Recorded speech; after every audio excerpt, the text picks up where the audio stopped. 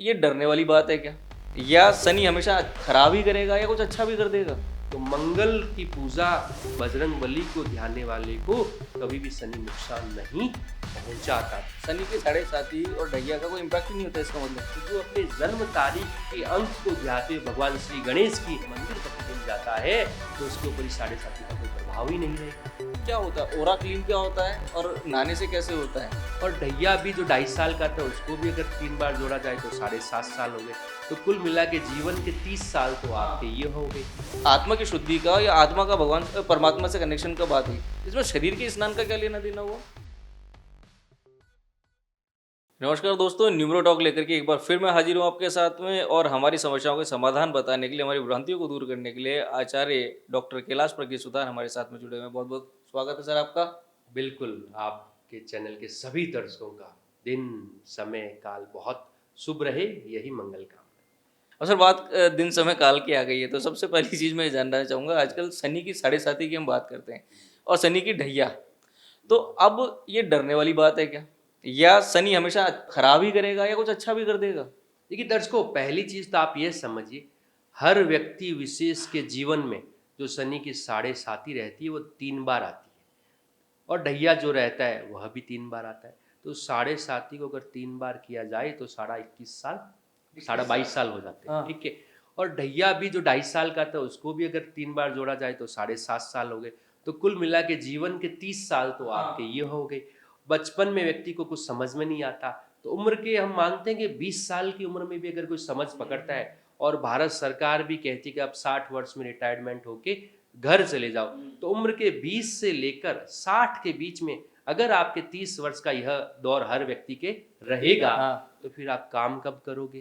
तो पहली चीज है कि शनि की साढ़े साती और ढैये से कभी भी डरना नहीं चाहिए। दूसरी चीज, शनि की जो साढ़े साती और ढैया जो रहता है वो नाम की जो राशि रहती है उसके ऊपर रहता है। अगर आपकी राशि का जो पहला नाम है वो न अक्षर पे, तो एक न नाम वाला नरेंद्र मोदी शनि की साढ़े साती में देश के प्रधानमंत्री हैं। एक नरेंद्र नाम वाला हो सकता है किसी मॉल में पियोन लगा हुआ हो, कोई ड्राइवर की नौकरी कर रहा हो, तो साढ़े साती तो दोनों को ही चल रही है। और क्या पता वो नौकरी छूट भी गई हो। नौकरी छूट भी गई, वो आर्थिक रूप से संघर्ष कर रहा हो, किसी नरेंद्र नाम के व्यक्ति का कोर्ट में तलाक चल रहा हो, हाँ। और कोई हो सकता है चौथी शादी की तैयारी में हो। तो यह जो साढ़े साती या ढैये का जो प्रभाव रहता है यह नाम के अक्षर पे राशि के ऊपर होता है, तो इससे डरने की भी जरूरत नहीं है। और जहां तक हो सके इसे गौर न किया जाए तो उसमें ही मानसिक रूप से आप बहुत उन्नतिशील हो जाते हैं। फिर भी बहुत सारे लोग इन चीज़ों में पड़े रहते हैं, बहुत सारे लोग इसको बहुत गहराई से मानते हैं। तो शास्त्रों में विदित है कि जो व्यक्ति बजरंग बली की पूजा करता है, हनुमान जी की पूजा करता है, पूजा का भी कोई प्रोटोकॉल नहीं, अगर आप प्रतिदिन हनुमान चालीसा का पाठ करते हैं और जब भी आपको समय मिले बजरंग बली के मंदिर में अगर दर्शन करते हैं, तो मंगल की पूजा बजरंग बली को ध्याने वाले को कभी भी शनि नुकसान नहीं पहुंचाता। था आपको शनि की साढ़े साती है, ढैया चल रहा है, या आपके स्वयं के जीवन में शनि की महादशा, अंतरदशा, प्राण दशा या प्रत्यंतर दशा चल रही है, तो आपको बजरंग बली की आराधना करनी चाहिए, तो आप शनि के सारे प्रभावों से मुक्त हो जाते हैं। तो इसलिए साढ़े साती और ढैये को आप किनारे ही रखें, वही आपके लिए लाभ की स्थिति रहेगी। अन्यथा पूरे जीवन आपके ये चलते रहेंगे, उतरते रहेंगे, और जीवन में एक ऐसा दौर रहेगा कि आप बजाय काम करने के इन चीज़ों में रहेंगे और फंसे हुए रहेंगे, तो कभी जीवन में उन्नति कर ही नहीं अच्छा, पाएंगे। तो आचार्य जी एक बात बताइए, तो शनि की साढ़े साती और ढैया का कोई इम्पैक्ट ही नहीं होता इसका मतलब? शनि की साढ़े साती और ढैया, इनका इम्पैक्ट पूरी राशि के ऊपर रहता है। अच्छा। ठीक है। तो राशि से तात्पर्य वही कि जो व्यक्ति कर्मशील है, जिसकी जन्म तारीख का अंक, जैसे आज 13 तारीख है, आज के दिन किसी व्यक्ति का जन्म हुआ तो वह 1 और 3 4 का अंक राहु का हुआ। राहु पितरों का माना जाता है, भगवान श्री गणेश का माना जाता है। तो जो अपने जन्म तारीख के अंक को ध्याते हुए भगवान श्री गणेश की पूजा प्रतिदिन करता है, गणेश भगवान के मंदिर प्रतिदिन जाता है, तो उसके ऊपर इस साढ़े साती का कोई प्रभाव ही नहीं रहेगा। कोई व्यक्ति विशेष सिर्फ खाने पीने में मौज मस्ती में रहता है, तो फिर शनि का प्रभाव उसके ऊपर रहेगा। तब इसलिए अपने जन्म के अंकों के जो इष्ट देव हैं उनको सदैव ध्याना चाहिए, अन्यथा शनि की साढ़े साती का प्रभाव आपके ऊपर रह सकता है। कोई आदमी ऐसा है वो ना तो पूरे 7 दिन रहा है लेकिन 3 दिन बाल धोता है, 4 दिन नहीं धोता है। क्या इन सब का भी कोई न्यूमरोलॉजी का इफेक्ट है, कोई वैदिक इफेक्ट है, कोई ज्योतिष इफेक्ट है? अपने शरीर में 9 के 9 ग्रहों का वास रहता है।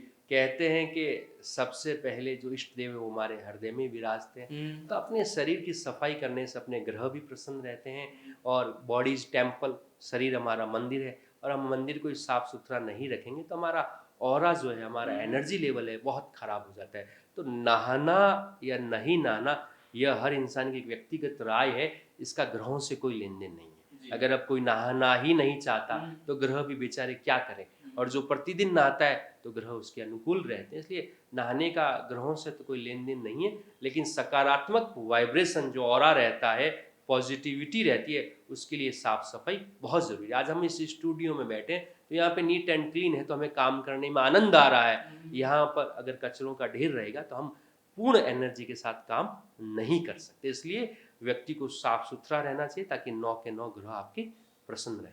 क्या होता है ओरा क्लीन, क्या होता है और नहाने से कैसे होता है? ऑरे से तात्पर्य, बहुत सारे लोगों को ये समझ नहीं, तो ऑरे का तात्पर्य आपके द्वारा बोली गई वाणी का सामने वाले व्यक्ति के ऊपर प्रभाव।